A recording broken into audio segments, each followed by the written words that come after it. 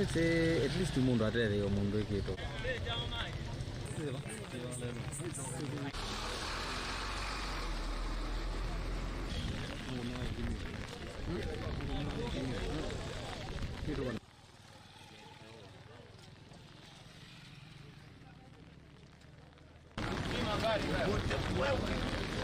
Ilikuwa ni motorbike zilikuwa zimekimbizana mbili. So moja ilikuwa imepita na hiyo ingine ilikuwa inajaribu kuovertake gari ambao gari ilikuwa inaingia kwa nyumbani kwao. Imegonga gari, ilikuwa na vijana watatu.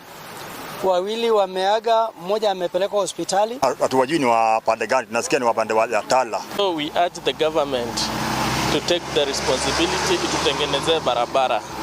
On that note pia tunauliza watumiaji wa barabara kila mmoja aweze kuwa responsible na ajue si yeye ako kwa barabara peke yake.